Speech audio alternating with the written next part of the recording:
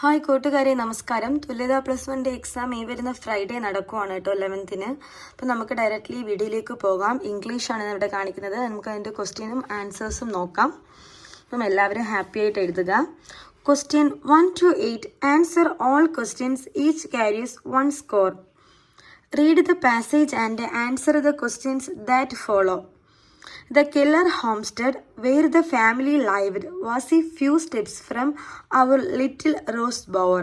It was called Ivy Garden because the house and the surrounding trees and fences were covered with beautiful English ivy. Its old-fashioned garden was paradise of my childhood. First one question. Identify the author of passage. ഇതിൻ്റെ ഓതറിനെ ഈ ഒരു പാസേജിൽ തന്നിട്ടുള്ളതിനെ identify ചെയ്യാനാണ് ഈ ഒരു passage വരുന്നത് story of my ലൈഫാണ് കേട്ടോ. Helen കെല്ലറാണ്.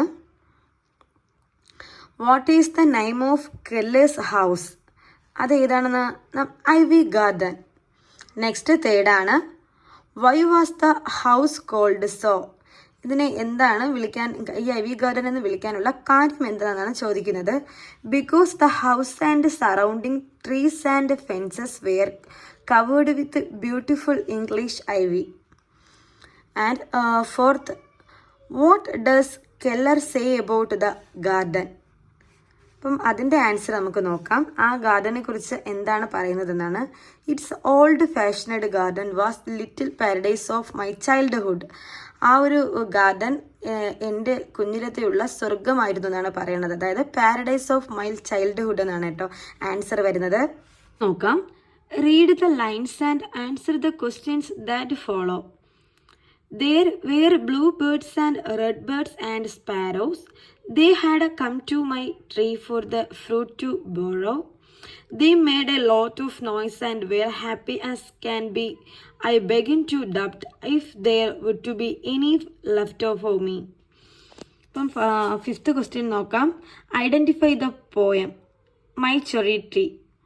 Which are the birds mentioned in the passage? ആറാമത്തെ ക്വസ്റ്റ്യൻ വരുന്നത്, അതായത് ഈ ബേർഡ്സിനെ എങ്ങനെയാണ് മെൻഷൻ ചെയ്തിരിക്കുന്നതെന്നാണ്. റെഡ് ബേർഡ്സ് എന്നാണ് കേട്ടോ പറയുന്നത്. സെവൻത് ക്വസ്റ്റ്യൻ നമുക്ക് നോക്കാം. Why did the birds came to the tree? എന്തുകൊണ്ടാണ് ബേർഡ്സ് അവിടെ വന്നതെന്നാണ് ചോദിക്കുന്നത് കേട്ടോ ആ ഒരു ട്രീയിൽ.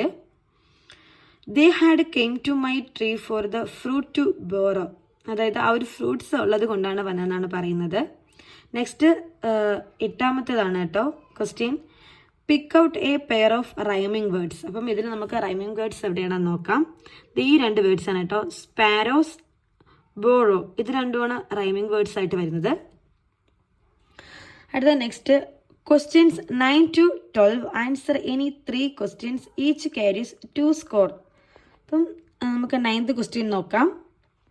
Y does the woman in a poor woman learns to write seem to old at 30? അതിൻ്റെ ആൻസർ വരുന്നത് the woman seem to old at 30 because both her face and hand are lined and cracked and very wicked. Her bend positive also may be a reason. Next 10th question ആണ്. Did anyone extend a helping hand to Mikali in the lesson maternity? Who? അതായത് ഒരു helping ഹാൻഡായിട്ട് ആരാണ് ആ ഒരു സ്റ്റോറിയിലോട്ട് വരുന്നതാണെന്ന് പറയുന്നത്. Chinaman and his wife. You missed cry boy then timely come with me എന്നാണ് കേട്ടോ ആ ഒരു ചൈനാമാൻ പറയുന്നത്. അടുത്തത് 11. Why does the author say that his grandmother was like everybody's grandmother in the story the portrait of lady? അതായത് grandmother എല്ലാവരെയും grand മദറിനെ പോലെ ഇരിക്കുന്നെന്ന് ഈ ഒരു പോർട്രേറ്റ് ഓഫ് ലേഡിയിൽ പറയാനുള്ള കാരണം എന്താണെന്നാണ്. My grandmother look like everybody's grandmother was old man. She had to been old wrinkled and for the 20 years എന്നാണ് കേട്ടോ പറയുന്നത്. നെക്സ്റ്റ് 12 നമുക്ക് നോക്കാം question. Why does the old man still make kites? നിലവിൽ ആർക്ക് വേണ്ടിയിട്ടാണ് ആ old man KITE make ചെയ്തതാണ് ചോദിക്കുന്നത് കേട്ടോ. അപ്പോൾ നമുക്ക് എഴുതാം the old man Mahmood make kite for his grandson Ali.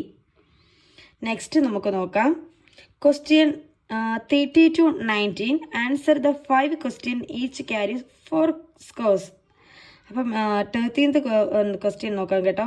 Describe the house in which Helen and her family ലൈവ്ഡ്.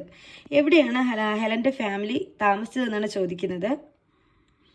The Kellen Heller homestead where the family lived was a few step from her little rose bower എന്നാണ് കേട്ടോ answer വരുന്നത്. അപ്പോൾ ഞാൻ ഇത്രയാണ് ഉൾപ്പെടുത്തിയിട്ടുള്ളത്. അപ്പം ബാക്കി ചെയ്യണമെന്നുണ്ടെങ്കിൽ വീഡിയോ വേണോ ആവശ്യമുള്ളവർ ഒന്ന് കമൻറ്റ് ചെയ്യുക. അപ്പോൾ എല്ലാവരും ഒന്ന് സബ്സ്ക്രൈബ് ചെയ്യുക. Okay, thanks for watching.